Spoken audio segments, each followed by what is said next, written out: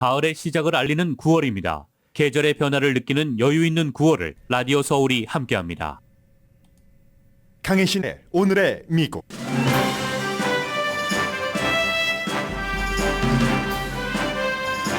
미국과 러시아는 70년 전 남북한을 부채질해 한국 전쟁을 일으켜 한반도에 무기와 지원을 쏟아부었습니다.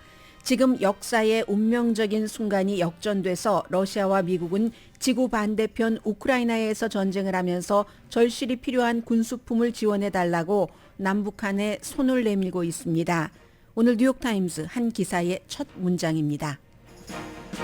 블라디미르 푸틴 러시아 대통령은 정상회담을 한 김정은 위원장의 방북 제안을 받아들였습니다. 회담 결과 북한이 러시아에 무기를 지원함으로써 우크라이나 국민이 괴롭게 됐고 러시아는 북한의 위성 기술을 지원할 가능성이 높아져서 아시아에서는 핵 위협 또한 강해졌습니다. 세부 사항이 드러나지 않았기 때문에 북한이 얼마나 빨리 얼마나 많은 정도의 포탄을 러시아에 공급할지 알 수 없습니다.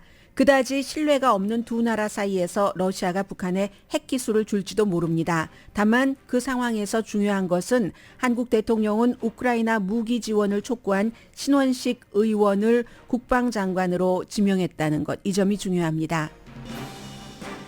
공화당의 대선 후보로 버락 오바마 전 대통령과 겨뤘던 밋 롬니 연방상원 의원이 재선에 나가지 않을 것이라고 밝혔습니다. 76세인 롬니 상원 의원은 바이든과 트럼프 전 현직 대통령도 새 시대 새로운 리더에게 길을 터줘야 한다고 밝혔습니다. 트럼프 전 대통령은 바이든 대통령이 대통령이 되기에 나이가 많은 게 아니라 능력이 부족하다고 말했습니다. 자신의 나이가 거론되는 걸 막기 위한 설정입니다. 텍사스주 연방 판사가 어릴 때 부모 따라 미국에 온 청년들을 추방하지 않도록 하는 다카 프로그램이 불법이라고 판결했습니다. 연방 대법원이 세 번째 심의를 할 가능성이 높아졌고 그 사이에 지금 수혜를 받고 있는 다카 해당자는 영향이 없지만 새로운 신청은 하지 못합니다. 미국 부모 5명 가운데 3명은 자녀와 지내는 시간보다 전자기구에 쓰는 시간이 더 많은 것으로 조사됐습니다. 여러분 안녕하십니까? 오늘의 미국 강혜신입니다. 오늘 먼저 나이 말씀을 좀 드려보겠습니다. 아마 우리 한인 여러분들도 이민 역사가 길어지면서 내가 내 자녀에게 자녀가 원한다면 요즘 원치 않는 자녀도 너무 많기 때문에요. 내가 읽어온 이 일터 사업체를 물려줘야지 될 자리인가? 완전히 물러나야지 되는가? 반쯤 발을 들여놔야지 되는가? 여러 가지를 고민하고 결정을 내리셔야지 될 그럴 시기의 분들이 많으시리라고 생각이 됩니다. 물론 나이라는 것은 사람에 따라 차이가 있고 그리고 그 나이로 할 수 있는 그 분야의 일도 그 강도 같은 것에 따라서 상당히 다르기 때문에 모든 사람들에게 다 적용되지는 않습니다. 다만 미국에서는 지금 그 전현직 대통령이 나이가 많은 상황에 또 그리고 국민들의 전폭적인 지지도 받지 못하고 다시 이제 재선에서 겨루게 되는 이 시점이기 때문에 중요한데 공화당의 대선 후보로서 오바마 대통령과 2012년도에 겨뤘다가 졌습니다. 이 밋 롬니 연방 상원 의원을 얘기를 하고 있는데요. 공화당이고 유타가 지역구입니다. 그 전에는 매사추세츠에서 2003년부터 꽤 오래 2007년까지 한 번이네요. 매사추세츠 주지사를 지냈었고 그리고 나서 원래 또 공화당의 대선 후보로 나갔는데 그 당시에는 존 맥케인에게 졌죠. 그래서 맥케인이 오바마와 겨뤄서 졌고 그 뒤에 이 밋 롬니가 오바마와 겨뤄서 졌습니다. 그런데 이분이 지금 76세인데 트럼프 전 대통령보다 1살 아래, 바이든 대통령보다 4살 아래입니다. 어제 재선에 나가지 않겠다. 여기에는 뭐 정치적인 계산도 있는 게 있습니다. 그러나 밋 롬니 의원이 내가 재선에 나가지 않겠다 하는 것을 내년 선거 1년도 더 남았는데 지금 발표를 했고 그 발표를 하고 나서 굉장히 많은 언론과 인터뷰를 했습니다. 본인이 인터뷰해 주세요 한 게 아니라 미국에서는 워싱턴 포스트를 포함을 해서 애틀란틱이라는 잡지라든가 아니면 영국의 BBC 방송도 저희와 인터뷰를 좀 해주십시오 해서 인터뷰를 했는데 이게 이제 그 대통령의 나이 같은 것과 또 연관이 되는 겁니다. 어제 제가 여러분들께 말씀드린 것처럼 그가 바이든 대통령을 좋아하고 바이든 대통령이 그를 좋아하는 워싱턴 포스트의 칼럼니스트가 정말 이 일 잘했지만 바이든은 재선에 나가서는 안 된다라는 아주 분명한 그 제목 자체도 그렇게 해서 컬럼을 썼잖아요. 굉장히 많은 댓글이 달렸습니다. 뭐 15,000개는 훨씬 넘고요. 조금 이따 또 확인 한번 해봐야지 되겠는데요. 그때 나온 밋 romney의 저는 재선에 나가지 않겠습니다 하는 것이기 때문에 굉장히 그 주목을 받았는데 본인의 얘기를 먼저 좀 들어보시겠습니다. 본인은 이제 25년 그 정치 경력이 있는데 이 사람 정치 안 해도 다른 거 다 해도 될 사람이에요. 물론 아버지가 이 조지 럼니라고 해서 이분이 아마 몰몬 가운데서 가장 유명한 사람일 겁니다. 정치계에서는. 그리고 아버지도 몰몬이었고 예전에 미국에서 굉장히 그 몰몬을 막 학대를 많이 하고 해서 뭐 멕시코로 갔다가 다시 오기도 하고 그 아버지는 멕시코에서 태어났고요. 그런데 이제 이분이 뭐 아주 부자였습니다. 아버지 때부터 부자인 사람이에요. 이 밋 romney는 부자이기 때문에 아버지가 어떤 사업에서 성공을 하고 그 자동차 관련이었습니다. 그래서 미시건에서 주지사를 했죠. 그런데 완전히 백인인데 아버지 그 조지 롬니가 흑인들의 막 그 인권 운동, 민권 운동을 할 때 막 다 흑인의 얼굴이에요. 그 한가운데에 밋 롬니도 키도 크고 하잖아요. 아버지 닮았어요. 그래서 그 아버지도 그 우뚝 솟아 있는 그 다른 아프리칸 아메리칸들 사이에서 우뚝 솟아서 아프리칸 아메리칸의 그런 그 민권을 우리 미국은 해야지 된다 하는 것을 굉장히 누구보다도 먼저 했었던 사람이거든요. 그런 사람의 아들이고 돈은 많은데 어쨌든 정치를 했어요. 25년 하다가 본인이 이제는 정치를 하지 않는다. 나는 이제 그렇다고 완전히 뭐 공직을 하지 않는다는 거지 정치에서 손을 놓겠다라는 뜻은 아니라고도 얘기를 하면서 우선 발표를 했습니다. 2분 몇십 초인데요. 그 뭐 다 들려드릴 수도 있지만 제가 중간에 조금씩만 들려드리겠습니다. 밋 romney 연방. I've spent my last 25 years in public service of one kind or another. At the end of another term, I'd be in my mid-80s. Frankly, it's time for a new generation of leaders. 네. 만약에 재선에 나가서 그 재선 6년 상원 임기를 하면은 80대 중반이라고 얘기를 하죠. 그래서 솔직하게 말하건대 다른 세대에 이건 넘겨줘야지 될 때다라고 말합니다. They're the ones that need to make the decisions that will shape the world they will be living in. Now we face critical challenges. 네, 그들이 살 세대를 그들이 정의하고 그들의 뜻대로 해야지 된다는 거잖아요. 우리가 지금 많은 도전이 있다고 얘기를 합니다. 뭐 미국의 빚, 기후 변화, authoritarians of Russia and China. 독재 국가 러시아와 같은 Nor former President Trump are leading their party to confront those issues. 지금 트럼프 전 대통령이나 바이든 현 대통령이나 당도 마찬가지로 분열이 돼서 그런 모든 문제, 뭐 총기 문제, 뭐 이런 여러 가지를 다 말을 하면서 그런 것들을 해결할 능력도 없고 해결할 의지도 없다고 얘기를 합니다. On deficits and debt, both men refuse to address entitlements, even though they know that this represents 2/3 of federal spending. Donald Trump calls global warming a hoax, and President Biden offers feel-good solutions that make no difference to the global climate. 네, 이제 뭐 정부의 그 빚에 대해서 얘기를 했고 기후 변화에 대해서는 트럼프 전 대통령은 가짜다, 혹스라고 얘기를 하고 바이든 대통령은 그냥 feel good 하는 그런 정도로만 하지 뭐 결정적인 해결책을 내지 못한다고 얘기를 하고 있죠.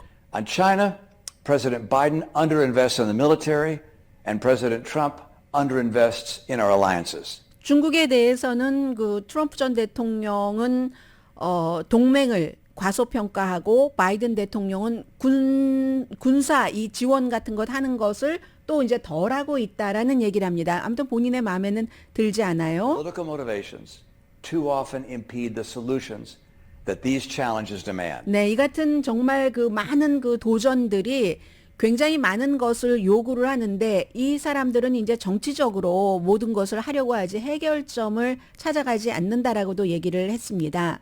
Neither President Biden nor former President Trump are leading their party to confront those issues. 네, 이 같은 이슈를 두 사람 다 이렇게 해나갈 그런 것이 못 된다라고 얘기를 했고요. Donald Trump calls global warming a hoax. 네, 좀 전에 들어보신 그런 내용들입니다. 그래서 이제 그런 비판들은 일단 하고 나서 그러면 이런 모든 도전 같은 것을 결국은 바이든이나 트럼프가 해결하지 못하기 때문에 새로운 세대들이 자신들이 살아갈 그런 것에 맞게 그들이 결정을 해야 된다. 그리고 본인은 새로운 세대가 나라를 리드하는 것이 맞고 여기서 완전히 은퇴하는 것은 아니고 공화당에 좀 젊은 세대들이 들어오게 하고 젊은 세대가 공직자에 출마를 하고 젊은 세대의 투표율을 높이는 것 이런 것 같은 것을 한다고 얘기를 했습니다. 그리고는 그 밖에 많은 언론과의 인터뷰에서 트럼프 전 대통령이 선동 정치, 인기 영합 정치를 한다고 비난을 했죠. 뭐 그럴 만합니다. 이 사람은 미 럼니는 트럼프 전 대통령의 탄핵이 하원에서 2번 됐잖아요. 그리고 상원에서 둘 다 안 됐는데 첫 번째는 하나는 우크라이나 대통령에게 이렇게 해야지 나에게 맞게 해줘야지 돈을 주겠어라고 한 것. 그게 이제 정치적인 경쟁자인 바이든 대통령에 대해서 뭔가를 요구한 것이고 그리고 두 번째는 의사당 폭동이었는데 두 개의 다 탄핵에 찬성표를 던졌습니다. 첫 번째는요. 상원에서 유일하게 이 미 럼니만 던졌고 두 개 다 탄핵에 찬성한 사람은 미 럼니밖에 없습니다. 그리고 또 그러니까 트럼프 전 대통령에 대해서 굉장히 그 비판적인 시각을 갖고 많이 말했던 것도 사실이고 그러면 아마 이쯤 말씀드리면 공화당의 트럼프 전 대통령을 지지하시는 분들은 이렇게 답변을 하실 겁니다. 그 사람이요. 원래 트럼프 전 대통령이 됐을 때 국무장관 한번 해보려고 트럼프 타워에 가서 올라가서 잘 뭐 부탁까지 했는데도 결국은 터덜터덜 내려왔고 그 자리는 렉스 틸러슨이라는 오일 업계의 거부가 차지해서 거기에 대한 앙심이다 이렇게 말하실 분들이 계실 겁니다. 그것 알고 있습니다.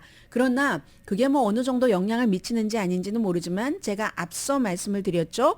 이 아버지도 그렇고 미 럼니도 그렇고 공화당에서는 굉장히 아주 극적으로 일을 하는 사람이 아니라 온건한 좀 제정신이 있는 것 같은 그런 그 평가를 받고 있습니다. 정치인으로서의 제정신을 말하는 겁니다. 그렇기 때문에 트럼프 전 대통령에 대한 비판이 꼭 본인을 국무장관 안 시켜줬다고 그렇다고만 볼 수는 없다고 말씀을 드리고요. 아무튼 바이든 대통령도 중요한 문제를 주도할 수 없고 트럼프 전 대통령은 더 중요한 게 중요한 문제를 주도할 의지도 없다고 얘기를 합니다. 그리고 더 중요한 건 차기 대통령이 아마도 트럼프나 바이든이 될 가능성이 높기 때문에 본인의 임기 2기를 가면은 임기 1기 때보다 일을 효율적으로 할 수도 없고 임기 1기 때는 그래도 유타의 그 어떤 그 대표하는 2명의 상원 의원 가운데 한 사람으로서 유타에 뭐 새로운 공항을 만들고 뭐 보수한다던가 산불에 관한 여러 가지 대책을 세운다던가 했는데 임기 2기에는 두 사람 가운데 한 사람이 대통령이 되면은 본인은 어차피 하지도 못할 테고 그리고는 차라리 이걸 젊은 세대에게 빨리 넘겨주는 것이 낫다라고 얘기를 했기 때문에 이런 시점에 얘기를 해서 굉장히 그 주목을 받고 있습니다. 공화당이 본인은 공화당의 좀 현명한 쪽에 속해 있는데 그 현명하다는 것이 극단적이 아니라는 얘기가 되겠죠. 그런데 지금 공화당에 본인과 같은 생각을 갖고 있는 사람들이 너무 작은 쪽이라고 힘도 약하고 작다고 얘기를 하고 있습니다. 그래서 이제 본인은 이제 그만두겠다 하는 거고요. 그만두겠다 하니까 트럼프 전 대통령이 당장 너무 환영할 만한 소식이다 라고 얘기를 하고 있고 이건 미국과 유타주를 위해서 환영할 만한 소식이다 라고 얘기를 하고 또 한 가지가 있습니다. 이제 이 밋 럼니가 그만두는 이유 가운데 또 하나는 많은 하원 의원들이 트럼프 전 대통령에게 반대했다가 뭐 트럼프 전 대통령의 공격 때문에 지쳐서 그만둔 사람도 있고 진 사람도 있고 하죠.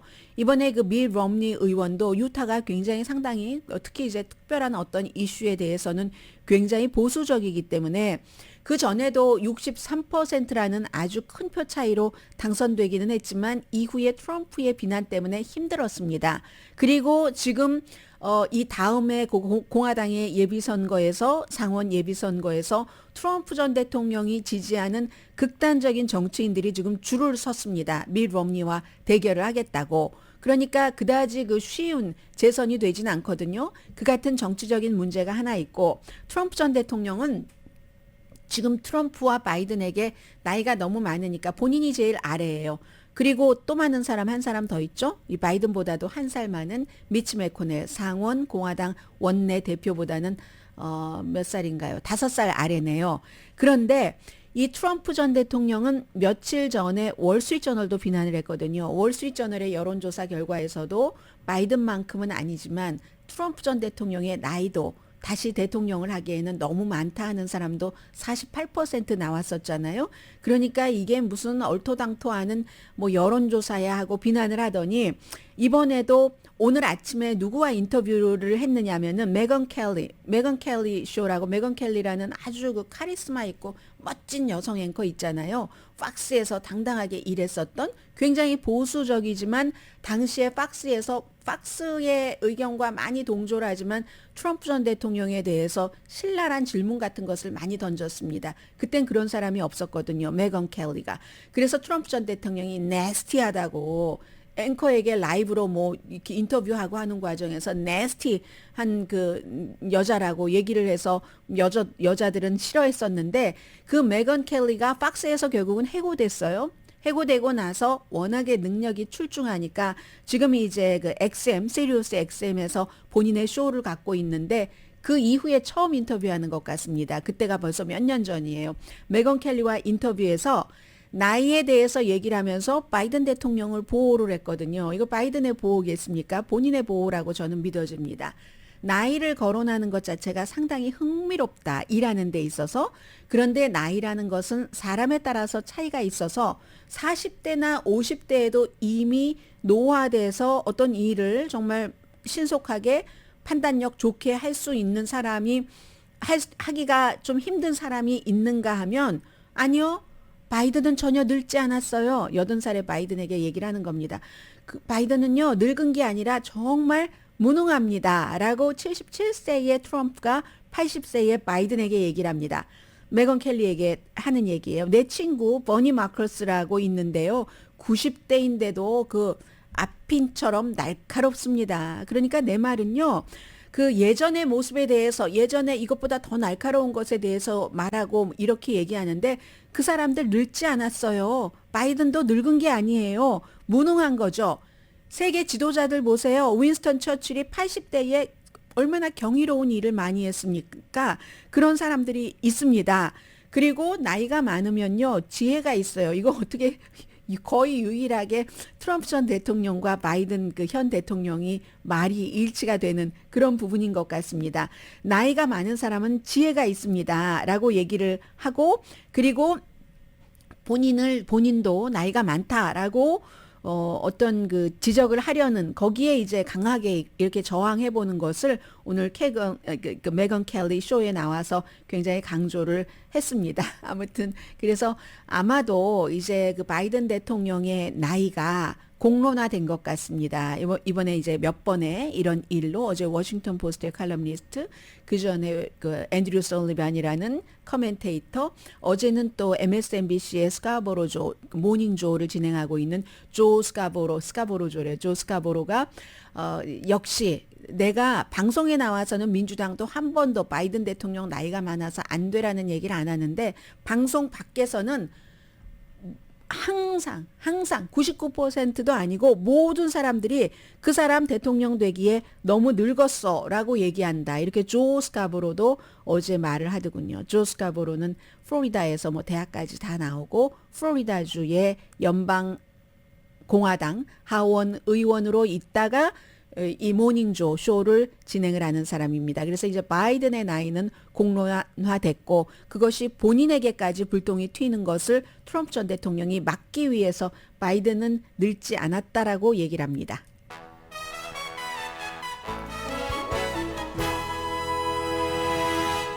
사람에 따른 차이이고요. 그리고 직업에 따른 차이인 것 같습니다. 이 좀 전에 밋 롬니 그 연방 상원 의원이 얘기를 한 것처럼 미국은 지금 뭐 우크라이나, 중국 너무 많은 도전이 있기 때문에 국내적으로도 그런 것을 가져가려면 아무리 강한 80대라도 예전에 처칠 시대의 정치와 다르잖아요. 그래서 그 에너지가 뭐 이 사람들이 70대보다는 덜할 것 아니겠어요? 그런 문제는 있는 것 같습니다.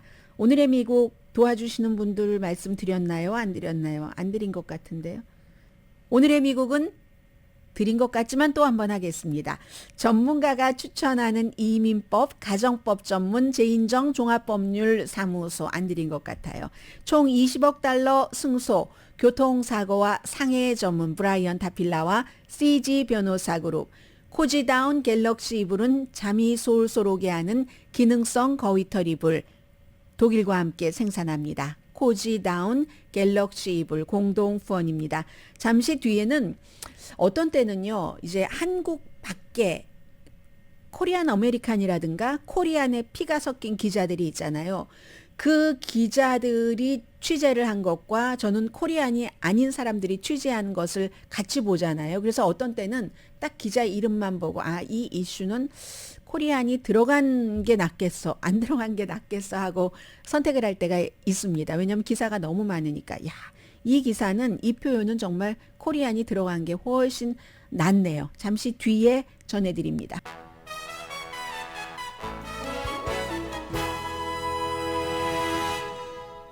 라디오 서울 방송 오늘의 미국 듣고 계십니다. 제가 헤드라인에서 맨 첫 번째 문장을 말씀을 드렸잖아요. 이 블라디미르 푸틴 러시아 대통령과 김정은 위원장과의 정상회담이 어제 이제 오늘의 미국이 방송되는 그 시간쯤에는 뭐라고 할까요? 아주 시간이 애매해서 그래서 정확하게 어떤 것이 나왔다는 것을 가늠하기가 조금 애매한 그런 시간이었습니다. 물론 지금도 정확하지 않습니다. 왜냐하면 정확하지 않은 건 원래 북한과 러시아가 비밀스러운 것이 있기 때문이기도 하지만 워낙에 미국이 그래 뭘 왔다 갔다 무기 거래하면은 알지 우리 가만히 있지 않겠어 하는 경고도 있기 때문에 공개적으로 정상과 정상이 만나서 뭐 밥도 먹고 5시간 정도를 같이 있었으면서도 그러면 뭐 얘기를 해야 되잖아요. 얘기를 못하는 이유 가운데는 그런 것도 포함이 됩니다. 그래서 지금으로서는 정확하게 알 수는 없지만 얼마나 북한이 무기를 주느냐, 러시아가 과연 위성 기술을, 이건 어제보다 오늘 조금 더 회의적인 시각이 많아진 것 같고요. 그 사이에서 뉴욕타임즈의 그 최상훈 그 서울 지국장은 역시 이 한국 피가 있는 사람이 들어있을 만한 것을 표현을 했습니다. 이걸요, 큰 제목 아래 그리고 첫 문장에도 그만큼 이걸 강조하고 싶은 겁니다. 이 사람은 그렇다고 해서 기사의 균형이 무너질 그 정도는 아니었지만 저는 이게 굉장히 와 닿거든요. 말하자면 블라디미르 푸틴, 미국과 러시아는 이 기사에서는 워싱턴과 모스크바라고 표현을 했습니다. 그리고 두 번째는 미국과 러시아라고 표현을 했고요. 70년 전 남북한을 부채질해서 한국전쟁을 일으켜서 한반도에 양쪽에서 다 무기와 지원을 엄청 쏟아부었는데 지금 역사가 역전이 돼서 운명적으로 러시아와 미국이 지구 반대편에서, 그땐 한반도에서 전쟁이었지만 지구 반대편에서 우크라이나라는 땅에서 서로 싸우면서 군수품이 너무 필요해서 지금 역시 한국과 북한에 손을 내밀고 있다, 이거거든요. 야, 이런 기사인데 이게 결과가 어떻게 될지는 알 수가 없습니다만 굉장히 아직도 조금 복잡하긴 해요. 복잡하긴 한데 분명한 것은 무기 거래 이상의 협상이다. 이건 중국도 지켜보고 미국도 지켜보는 겁니다. 오늘의 미국에서 처음부터 말씀드렸습니다. 많은 전문가들은 이걸 꼭 무기 거래 이상으로 본다. 중국뿐만이 아니라 우리는 러시아와도 가깝게 지낼 수 있다는 것을 아무리 고립을 시켜도 그런 걸 보여준다는 게 김정은 위원장으로서는 굉장히 큰 거라는 것을 얘기를 했는데요. 그래서 기본적으로는 이제 무기 거래를 보면 제일 중요한 것은 이겁니다. 러시아가 그동안 계속 한국을 향해서 우크라이나에 무기 공급하지 말아라. 한국은 지금도 직접 공급하지 않고 있고 미국이 우크라이나에 주니까 미국을 공급하는데 뭐 말로는 약속을 미국 최종적인 사용지는 미국이어야 된다. 우크라이나에 넘겨주면 안 된다라는 거지만 그건 무기를 일단 팔고 나면 그건 미국이 알아서 할 일이지 한국이 그것까지 관리할 수는 없습니다. 그리고 아직까지는 우크라이나 그 전쟁에서 한국이 미국에 수출한 포탄이 사용됐다는 증거는 없습니다. 북한은요, 마찬가지예요. 미국도 계속 북한을 향해서 러시아를 향해서 얘기를 했잖아요. 북한도 그동안 안 줬다고 계속 말을 합니다. 물론 러시아 용병 바그너에는 줬고 그리고 역시 우크라이나에서 지금까지 북한의 그런 것이 정규군의 손에서 포탄이 사용됐다는 증거도 없습니다. 그런데 이번에는 분명히 이 북한의 포탄이 러시아로 넘어가기 때문에 북한이 얼마나 빨리 또 어느 정도의 양을 보내느냐. 북한도 보낼 때는 생산할 걸 생산하면서 보내야 되잖아요. 그런 것이 굉장히 중요하고 그럼 푸틴 대통령이 우리가 여기 우주기지에서 만난 게 오히려 말을 크게 할 때 그걸 뒤집어서 의심을 해봐야 되는 거 있잖아요. 우주기지에서 만난 이유가 위성 기술을 북한에 준다는 겁니다. 그러니 한국 좀 겁나지? 미국 겁나지? 이렇게 말한 거잖아요. 그런데 전문가는 아닐 수 있다고 보는 시각이 오늘은 더 많습니다. 왜냐하면 그럼 러시아의 위성 기술이라는 것은 북한이 그렇게 간절히 원하는데 실패를 했고 2번 그리고 이제 10월 달에 또 한 번 이제 잡혀 있잖아요, 날짜가. 그랬는데 러시아에서의 그 위성 기술이라는 것은 러시아 군수품 가운데서는 보물입니다. 보물.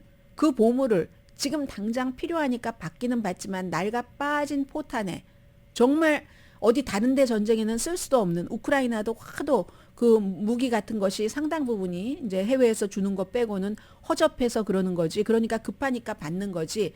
러시아 군수품의 보물을 낡은 그 수십 년 전에 포탄과 바꾸겠습니까, 러시아가? 그리고 서로 신뢰 관계도 충분하지 않잖아요. 구소련이 무너졌다고 우리도 모자라 하면서 북한에 대한 지원, 식량 지원 등등을 중단한 러시아입니다.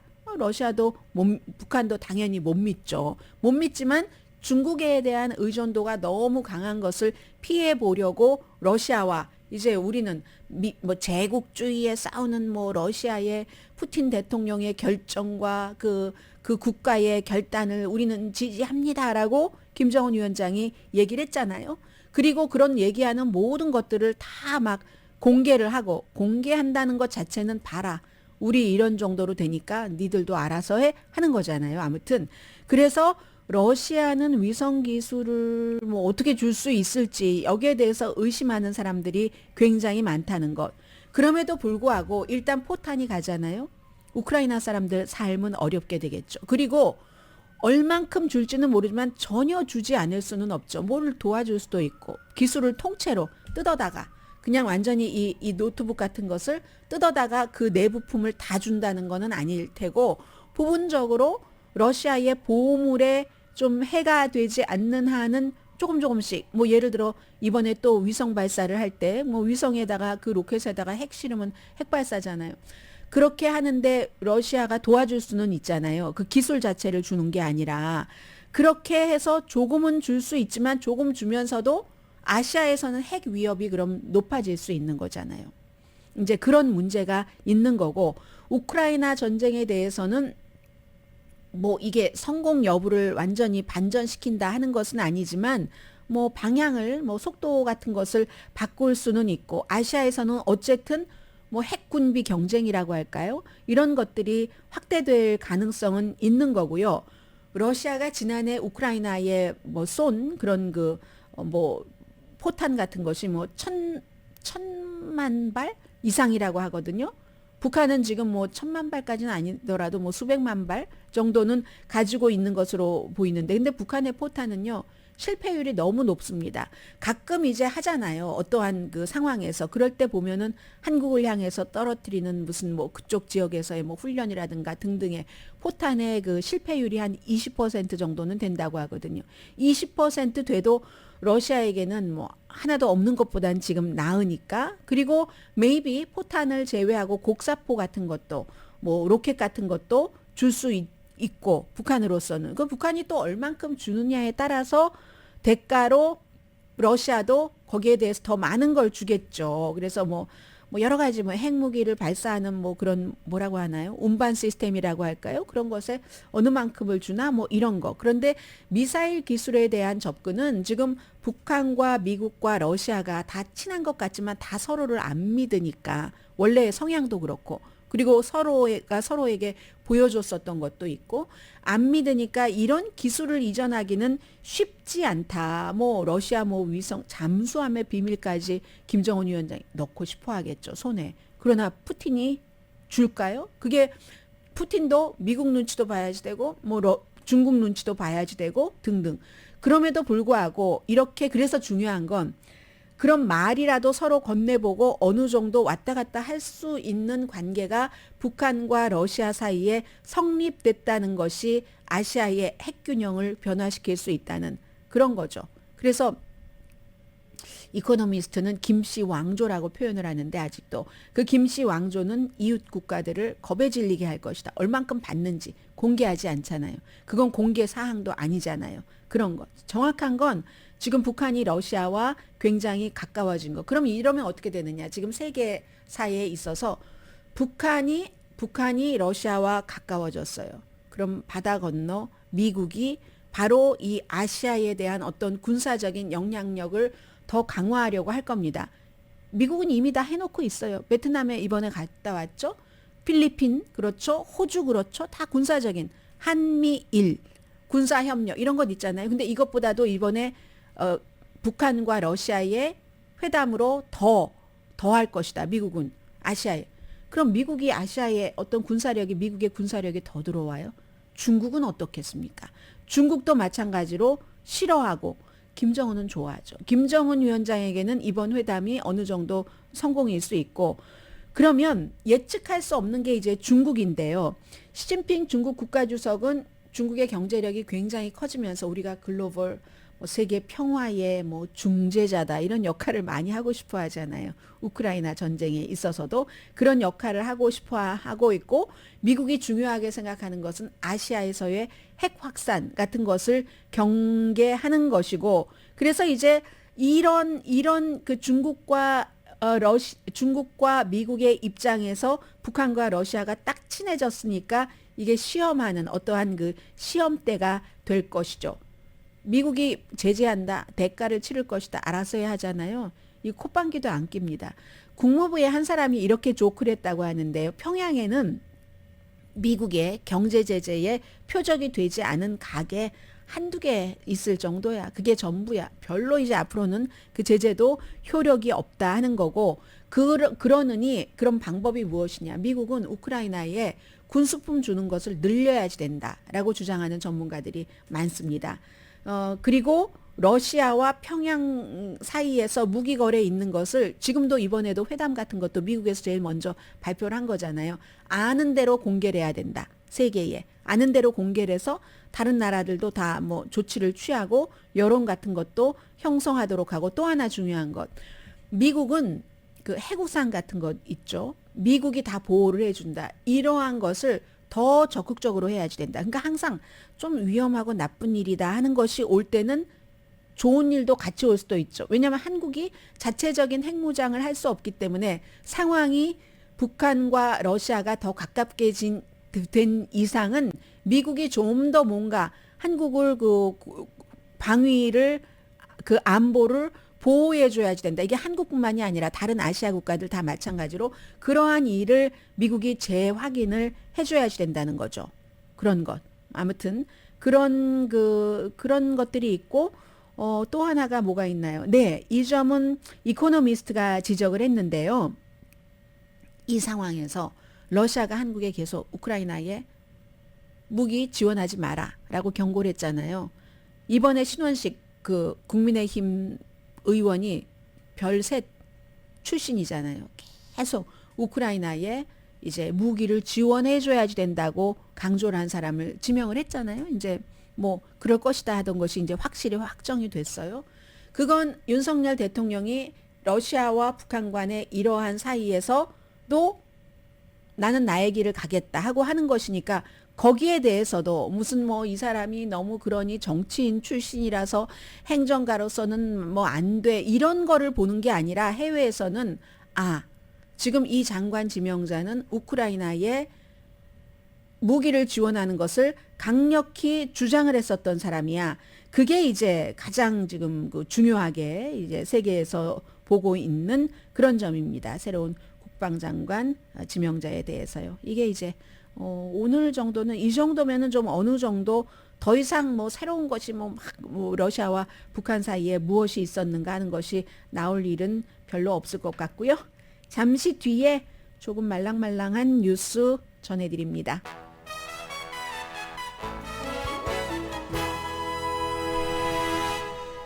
라디오 서울 방송 오늘의 미국 듣고 계십니다. 늘 그 자녀분들께만 밥 먹을 때만이라도 전화기 내려놔 이렇게 얘기를 하시는데 오늘은 제가 여러분들께 부모님에 대해서 말씀을 좀 드리려고 합니다. 보통 부모님들이요, 일반 부모님들은 자녀와 함께 시간을 보내는 것보다 이런 뭐 휴대폰이 됐던 어떠한 이런 전자기기와 더 많은 시간을 보낸다 하는 조사 결과가 나왔거든요. 그러니까 이게 얼마나 이율배반적이에요. 자녀에게는 너 몇 시부터 몇 시까지만 되고 게임은 절대 안 돼. 하다가 그걸 막을 수 없는 걸 안 순간부터는 게임은 하루에 이만큼만 하자라고 하고 하는데 그렇게 자녀를 위해서는 부모님들이 규칙 같은 것을 정하지만 대부분은 본인들 자신들은 그렇게 하지 못한다는 겁니다. 지금 이 여론조사를 한 곳이요, 마켓 리서치 회사 원폴이라는 곳에서 했거든요. 그래서 2,000명의 학교에 다니는 자녀를 둔 부모님을 대상으로 6월 21일부터 7월 7일까지 여론조사를 했습니다. 그러니까 뭐 범위도 넓고 기간도 꽤 오래 걸렸어요. 그래서 미국 부모님들 여러분은 어디에 속하시는지요? 5명 가운데 3명은 자녀하고 함께 시간 보내는 것보다 전자기기와 시간을 더 많이 보낸다고 인정을 하셨습니다. 인정. 거의 엄마 아빠는요, 하루에 5시간 정도 전자기기를 사용하시는데, 물론 뭐 젖먹이 아이가 있고 이런 경우는 좀 다르겠죠. 그런데 자녀와 의미 있는 활동을 한다, 이런 시간은 하루에 4시간 미만입니다. 당연히 그렇겠죠. 특히 이제 일하고 집에 늦게 들어가시는 분들이라면 그럴 텐데, 그리고 부모님들 80% 이상이 이렇게 많이 갖고 계시나요? 저도 한번 세볼까요? 3개 이상의 어떤 전자 디바이스를 갖고 계시답니다. 전화기도 뭐 몇 개 갖고 계신 분들도 계시고, 예전 건데 뭐 트레이드 안 해서, 그리고 뭐 거기에 뭐 태블릿 있죠? 또 노트북도 있을 테고 컴퓨터도 있을 테고 등등 해서 80% 부모가 3개 이상의 전자기기를 갖고 있고, 자녀의 81%는 2개 이상 전자기기를 갖고 있답니다. 3개 이상이에요. 3개를 갖고 계시다는 것도 아니고, 이건 이제 가정에서 우리 기술이, 테크놀로지가 얼마나 많이 나와 너희의 사이를 갈라놓는가 하는 것을, 실제로 부부와 부부 사이도 갈라놓는가 하는 것을 강조를 할 텐데, 뭐 갈라놓는다 하는 것은 부정적인 표현이고, 이런 전자기기의 존재감을 우리가 확인한다고 할까요? 그렇다는 건데요. 그래서 미국 부모님들 60% 이상은 그럼 어떻게 하시느냐? 벗어나고 싶어. 윤신혜 씨 노래인 거예요. 벗어나고 싶어. 벗어나고파. 전자기기로부터. 그리고 다시 자녀와 더 많은 시간을 보낼 방법을 찾고 계신답니다. 60%가요. 그리고 거의 80%네요.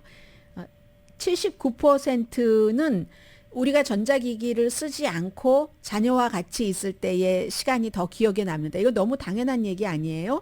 그래서 실제로 방법을 찾고 있고, 52%의 부모는 집에서 이런 전자기기 사용하는 것을 제한을 하려고 시도를 해보셨답니다.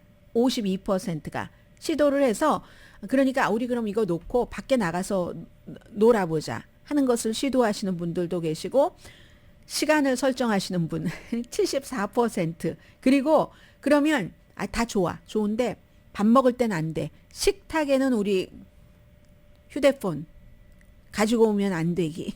이런 분들 63%였답니다. 그래서 이제 이 여론조사 자체가 6월 말에서 7월 초에서 있었기 때문에 특히 이제 여름은 야외에서 활동하기가 굉장히 좋잖아요. 해서 여러 가지 했었던 여론조사 결과를 내놓는데 특히 뭐 캠핑이나 하이킹 같은 것이 뭐 아니면 뭐 놀이공원 아이들이 어리니까 어릴 때는 뭐 워터파크 같은 데를 가고 화면에서 전자기기의 이런 스크린에서 자연으로 이렇게 가면은 이게 확 또 달라진다는 이런 거. 그러면서 이제 가족 간의 여러 가지가 형성이 되잖아요. 그러한 것들을 뭐 얘기를 많이 했습니다. 그럼 자연에 나가면 뭐 열심히 하이킹하는 건 힘들다 하시면은 산책을 할 수도 있고 뭐 커피를 끓여 마실 수도 있고 캠파이어를 할 수도 있고 낚시를 할 수도 있고 텐트 이거 왜 이렇게 우리 아빠는 못해 엄마가 더 잘해 우리 집은 뭐 이러면서 뭔가가 될 수도 있는 거잖아요. 그런데 그럴 때 이 전자기기를 통해서 요즘은 이제 챗 GPT까지 나와서 쉽게 다 하는데 문제 해결 능력이라든가 독립성이라든가 여러 가지가 이 전자기기에서는 배울 수 없는 것들을 이건 자녀뿐이 아니라 부모님들도 마찬가지다 하는 겁니다. 그런데 이제 아무튼 부모님들도 전자기기가 생긴 이후에 자녀 양육의 방식이 굉장히 많이 달라졌는데 실제로는 놓고 할 수 있다면 할 수 있으면 하시는 분들이 할 수가 없어서 못 하시는 분들도 많으시잖아요. 할 수 있다면 전자기기를 놓고 다른 방향으로 자녀와 함께 그 시간을 보내는 것이 뭐 훨씬 좋다는 너무 당연한 얘기예요. 선물이 되는 거죠. 추억도 선물이 되는 거고 그리고 이제 깊이 뭐 대화를 하고 연결이 되겠죠. 아무튼 이런 여론조사 결과를 여러분들께 말씀드리게 되네요. 그러면서도 인공지능을 무시하면 안 됩니다. aiandmind.com에 들어가시면 10월 7일부터 USC에서 이제는 어쩔 수 없이 인간지능과 인공지능이 같이 가야지 되니까 그에 관한 모든 것들에 대한 이제 그 워크숍이 있잖아요. AI 인공지능 and mind.com으로 들어가셔서 확인을 하셔야지 됩니다. 할 수 있으면서 컨트롤하는 것, 제한하는 것 이게 이제 중요한 것 같아요.